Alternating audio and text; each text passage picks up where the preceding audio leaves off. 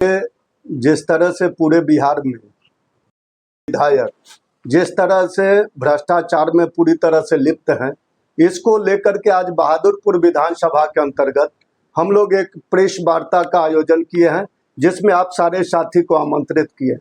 आप सभी साथी के माध्यम से हम कहना चाहते हैं, जो अभी आदरणीय प्रशांत किशोर जी ने जो चार मंत्री और विधायक और जो बड़े नेता हैं उनके बारे में जो खुलासा किया है, उस बात को हम लोग आपके माध्यम से अपने बहादुरपुर विधानसभा की जनताओं तक पहुंचाने के लिए ये प्रेस वार्ता का आयोजन किए हैं।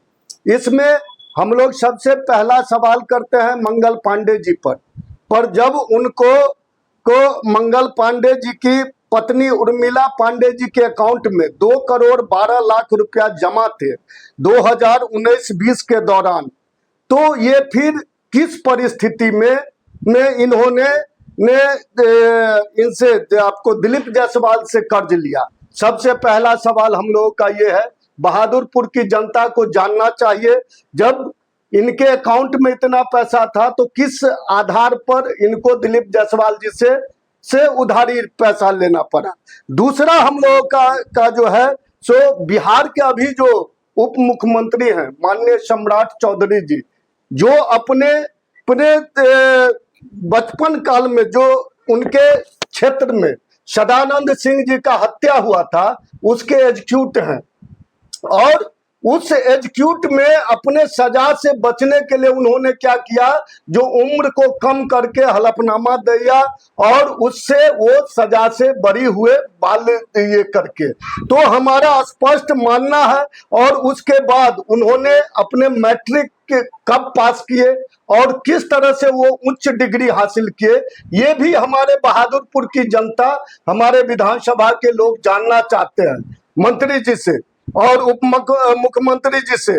तीसरा हम लोगों का है, जो जेडीयू के जो अशोक चौधरी जी हैं, किस परिस्थिति में आज तक उन्होंने 23 कट्ठा बेनामी जमीन अपने पीए के नाम से लिए खरीदे हैं, और अपनी बेटी सांसद शांभवी चौधरी के नाम करवाया, और अशोक चौधरी ने पिछले 2 साल में 200 करोड़ रुपए से ज्यादा की संपत्ति अर्जित की है। इस पर हम लोग बहादुरपुर की विधानसभा के जनता के माध्यम से हम ये सवाल करना चाहते हैं, जदयू के ये माननीय मुख्यमंत्री जी के एकदम बेहद करीबी है, और किस परिस्थिति में इतने कम समय में इतने अकुल संपत्ति का ये मालिक हुए हैं, इस पर हम लोग सवाल उठा रहे हैं, जो इसका जवाब अशोक चौधरी जी को जरूर देना चाहिए।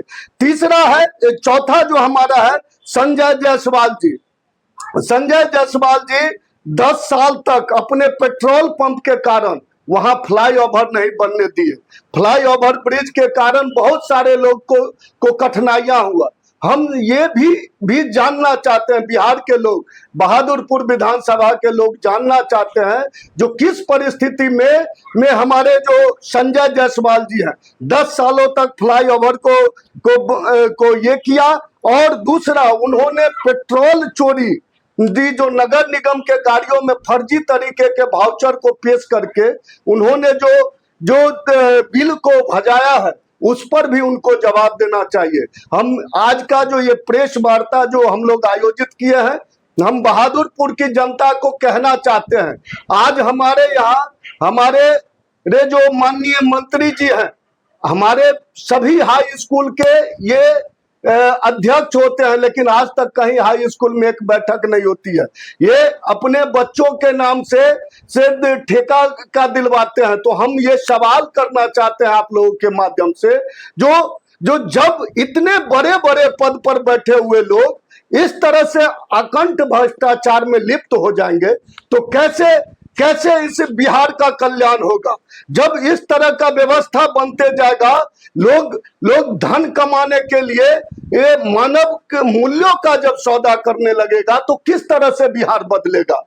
हम लोग आपके माध्यम से पूछना चाहते हैं, बिहार सरकार के सारे लोग जिस पर आरोप लगा है उनको जवाब देना चाहिए, और नहीं तो जनता से मांग करते हैं जो इस सवाल पर आप अपनी बातों को आवाज उठाइए और इस पर जानने की कोशिश कीजिए। जब इतने बड़े पैमाने पर भ्रष्टाचार होगा तो कैसे बिहार को बदला जा सकता है। इसीलिए आदरणीय प्रशांत जी कह रहे हैं जो नेता का राज नहीं, जनता का राज स्थापित होना चाहिए। और इसी को लेकर के जनसुराज लगातार संघर्ष कर रही है। हम आप लोगों के माध्यम से कह देते हैं जो जिस तरह का भ्रष्टाचार आज तक लग रहा था, जो आरजेडी बहुत बड़ा कट्टा वाले पार्टी है, बहुत लुटेरा है, लेकिन जिस तरह से भाजपा और एनडीए गठबंधन के लोग जिस तरह से भ्रष्टाचार में संलिप्त हैं, सवाल पूछना चाहता है यहाँ के आम जनमानस जिस तरह से कराह रहा है। आप हमको बताइए, पिछले 4 साल में कोई काम नहीं होता, 4.5 साल में पूरा ब्लॉक में लूट मचा हुआ है।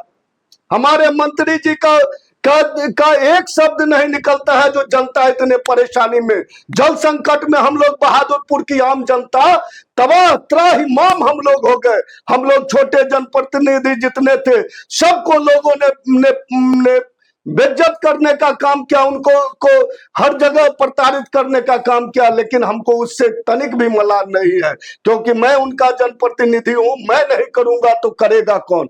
लेकिन ये सवाल उठता है जिनके हाथों में सत्ता है, जिनके हाथों में बागडोर है, वो अपने सारे कर्तव्यों से पीछे हट जा रहा है और सिर्फ लूट के लिए बिहार सरकार पूरी तरह से अपना नाखुनवा तैयार कर रही है। इसके बारे में हम लोग सवाल उठाते हैं और इसी को लेकर के आज आप लोगों के बीच में आए हैं। मेरा नाम राजीव कुमार मनी, संगठन जिला के महासचिव। और जो प्रेस कॉन्फ्रेंस रखा गया है, सबसे पहले तो हम आप लोगों का स्वागत करते हैं। आज का प्रेस कॉन्फ्रेंस बहुत ही महत्वपूर्ण है। हमारे जो संभावित प्रत्याशी हैं राजीव जी सारी बात आप लोगों को बताए हैं। हमारे जो जनसुराज के सूत्रधार हैं प्रशांत किशोर जी, उन्होंने वर्तमान में बिहार की राजनीति में जो मंत्री 15 साल 10 साल से बनते आए हैं, इस दल से उस दल, इस दल से उस दल, मतलब जो पारिवारिक जो राजनीति है उसमें जो भ्रष्टाचार जो हुआ 10 से 15 सालों में, पेट्रोल चोर का आप नाम सुने होइएगा संजय जायसवाल जी, और भूमि घोटाला अशोक चौधरी जी, उसके बाद आपको क्या कहते हैं ये कॉलेज घोटाला, ये सारे जवाब मुझे लगता है हाँ, प्रत्याशी महोदय दे चुके हैं। जी मैं ये जानना चाहता हूँ आपसे कि आप युवा वर्ग से आते हैं, यदि ये इनकी उम्मीदवारी तय की जाती है तो जो युवा वर्ग हैं, क्या लगता है उनका वोट जनसुराज की तरफ कन्वर्ट होगा? एकदम होगा। युवा वर्ग का भी वोट जनसुराज की तरफ कन्वर्ट होगा। और जो मान लीजिए माइग्रेट है, जो बाहर जो हैं, छठ दीपावली का समय है, वो लोग बाहर से आ रहे हैं, उन लोगों का 100% वोट हम लोग को मिलने जा रहा है।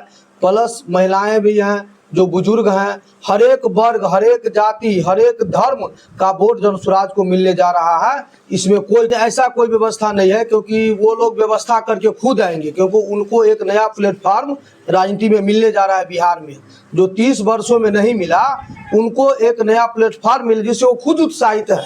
लेकिन बिहार के मुख्यमंत्री तो घोषणा किए हैं कि सभी के लिए बस सेवा दी जाएगी।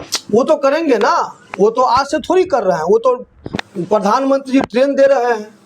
उनका तो काम ही है कि यहाँ से लेबर को बाहर, जो फैक्ट्री है यहाँ बिहार क्या है, लेबर का फैक्ट्री है, तो वो तो करेंगे, अपने फैक्ट्री को चलाएंगे, बस देंगे, ट्रेन देंगे, हवाई जहाज देंगे, उनका तो काम ही है। मतलब सत्ताधारी है जो करेंगे सब, जो हाँ जो संभव है। लेकिन क्या सुनना गंगा प्रसाद साहू, युवा अध्यक्ष अनुमंडल जिला दरभंगा।